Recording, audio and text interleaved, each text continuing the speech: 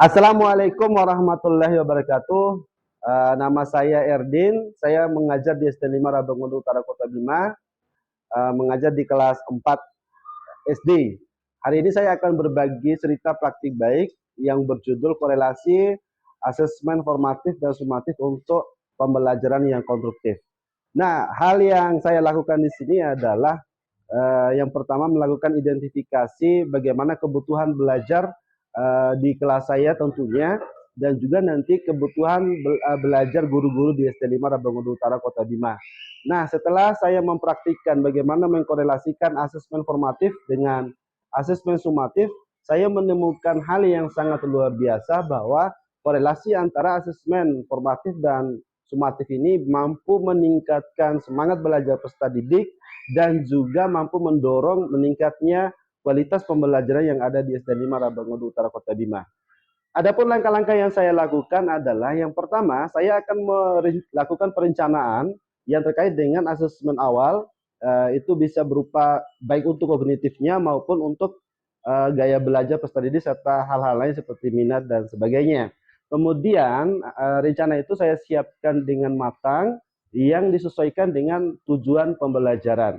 Nah, jadi langkah pertama saya yang pertama adalah menentukan tujuan pembelajaran, kemudian menyusun asesmen awal kognitif yang terkait dengan tujuan pembelajaran, baru saya menyusun langkah-langkah asesmennya itu tersebut untuk melakukan asesmen awal. Nah, asesmen awal ini saya lakukan untuk memetakan kebutuhan peserta didik.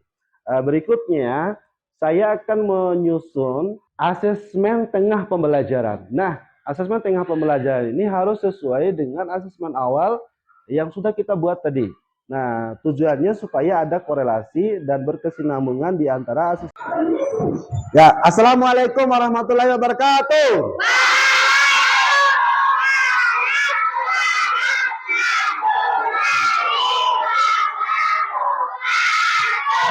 Apa kabar semuanya? Luar biasa. Allah Akbar. Baik, terima kasih anak-anak. Alhamdulillah kita bisa berjumpa lagi di hari ini dan tidak ada yang tidak hadir ya, semuanya hadir. Nah, oleh sebab itu sebagai bentuk rasa syukur dan mengharap rahmat dari Allah Subhanahu wa taala, mari kita berdoa sesuai dengan agama dan kepercayaan kita masing-masing. Ya, berdoa mulai dalam hati. Baik, anak-anak sekalian, hari ini karena kita sebagai awal tahun ajaran ya, tahun ajaran baru di semester 1, kita melakukan asesmen kognitif, asesmen awal. Nah, asesmen awal ini anak-anak nggak usah takut ya, karena kita bukan untuk mencari siapa yang paling benar jawabannya, siapa yang paling pintar, tetapi untuk mengetahui apakah materi-materi yang akan kalian pelajari nanti itu kalian sudah memiliki pemahaman awal atau tidak, gitu aja ya. Jadi tidak ada penilaian, oh ini belum bisa, ini bisa, tidak ada begitu ya. Tetapi murni untuk mengetahui kalian itu sudah memiliki pemahaman awal atau tidak. Bisa dipahami? Bisa. Baik, tapi sebelum kita lakukan asesmen awal dengan asesmen tengah semester. Nah, ketika saya praktikkan di dalam pembelajaran, anak-anak melakukan aktivitas pembelajarannya, baru saya akan melakukan asesmen akhir. Nah, asesmen akhir ini saya lakukannya secara kondisional ya, karena kan itu disesuaikan dengan durasi atau waktu yang terjadi pada saat itu, bisa dilakukan secara tertulis atau lisan atau memang cukup dengan presentasi peserta didik. Nah, terakhir kemudian setelah itu yang paling penting harus kita lakukan setelah setiap akhir dari asesmen yang kita lakukan itu adalah umpan balik. Kenapa umpan balik? Karena umpan balik itu anak-anak bisa mengetahui di mana capaian yang sudah mereka dapatkan.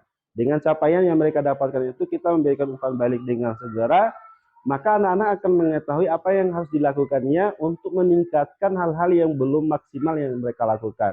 Kemudian setelah selesai kegiatan pembelajaran, tentunya saya melakukan refleksi mandiri terkait dengan hal-hal yang sudah tercapai, yang sudah bagus atau yang perlu dibenahi selanjutnya. Lebih lanjut, kemudian melakukan rencana tindak lanjut untuk perbaikan pembelajaran seterusnya. Dari hasil kegiatan pembelajaran asesmen yang terkorelasi dengan dari awal sampai hari ini, saya tentunya melakukan praktik baik, berbagi kepada rekan-rekan guru yang ada di SD 5 Rabangun Utara Kota Bima. Itu kami memanfaatkan komunitas belajar, di mana komunitas belajar kami bernama Berkarya, itu maksudnya berkarakter, berprestasi, berkarakter, dan berbudaya. Tujuannya untuk meningkatkan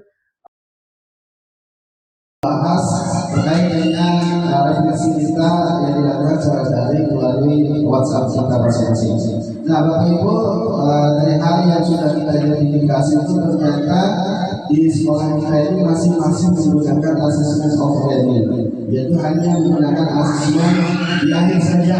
Sementara dua asesmen formatif itu ada dua, itu asesmen awal dan asesmen yang itu belum kita laksanakan secara maksimal.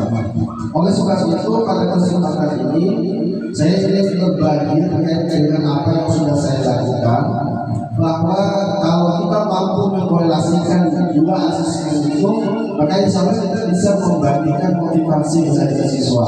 Karena kenapa? Ternyata harusnya kita itu ada korelasi antara asesmen awal yang masing-masing sama dengan proses pembelajaran sama dengan asesmen akhir. Jadi begini, saya sudah melakukan uji praktek dalam kelas itu bahwa kita hal-hal yang membutuhkan tantangan, hal-hal yang menjadi kendala bagi rekan-rekan guru, terutama pada asesmen pembelajaran ini. Setelah melakukan asesmen ini, alhamdulillah di rapor pendidikan dari tahun 2022-2023 yang dirasa masih kurang, sekarang ada peningkatan, walaupun memang peningkatan itu belum maksimal. Nah, itulah cerita praktik baik yang saya dapat berikan hari ini. Semoga bisa bermanfaat bagi teman-teman guru lainnya se-Nusantara. Terima kasih. Salam dari saya, Erdin, dari SD 5 Rabangun Utara Kota Bima.